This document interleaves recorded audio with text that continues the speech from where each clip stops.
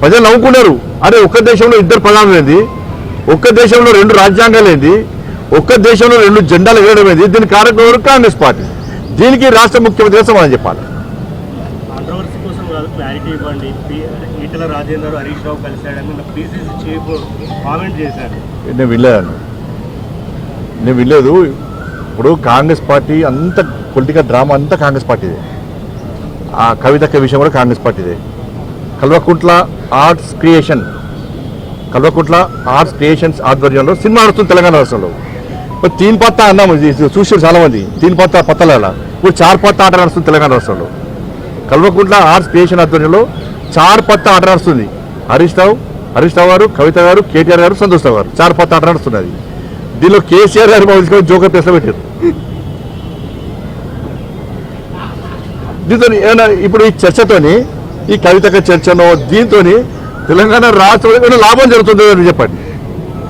ఇదో సమస్య అనేది. తెలంగాణ రాష్ట్ర ప్రజలు తెలంగాణ రాష్ట్రంలో మీడియాలో డిబేట్ పెట్టి చర్చించే సమస్య చెప్పండి. ఇంకా 6 గ్యాన్ల గురించి చర్చ జరగాలి, లెటర్లు చిట్ చాట్ల పేరుతోని. ఇదేం పద్ధతి? వాళ్ళ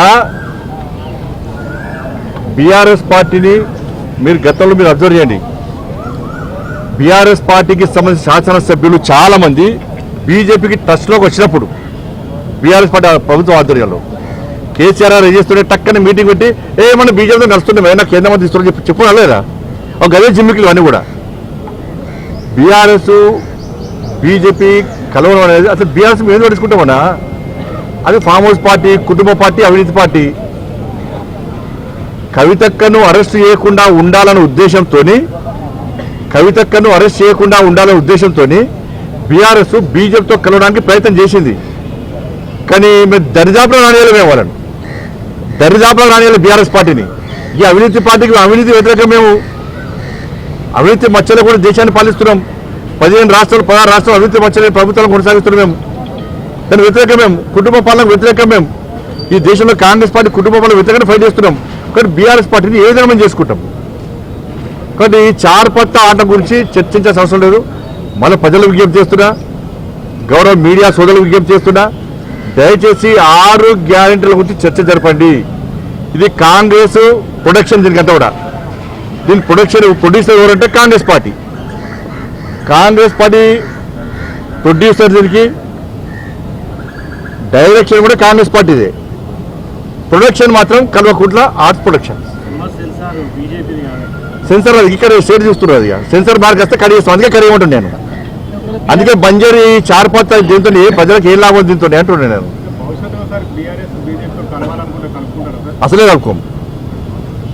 అరే అవినీతి పార్టీ, అది కుటుంబ పార్టీ, ఏదో కలుపుకుంటాం. ఆ చర్చనే లేదు. మీరు ఒకటి ఆలోచించండి. మేము ఎప్పుడు కలుపుకుంటాం. కాంగ్రెస్ పార్టీ బీఆర్ఎస్ కలిసి పనిచేసినాయి. ఎన్నికల్లో పోటీ చేసారు, అధికారం కూడా పంచుకున్నారు. మేము ఎప్పుడైనా పంచుకున్నామా?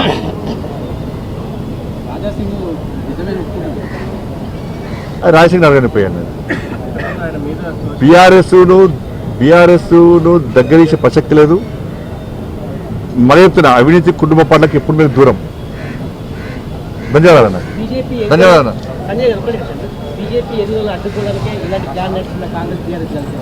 వీళ్ళు అడ్డుకున్నా ఆగేటట్లేదు. ఇప్పుడు తెలంగాణ మొత్తం చర్చ జరుగుతున్నది. వాళ్ళకి ఇచ్చిన అవకాశం వాళ్ళు మొత్తం మోసం చేశారు. బీఆర్ఎస్ వాళ్ళు వీళ్ళకి ఇచ్చిన అధికారం వీళ్ళు మోసం చేశారు.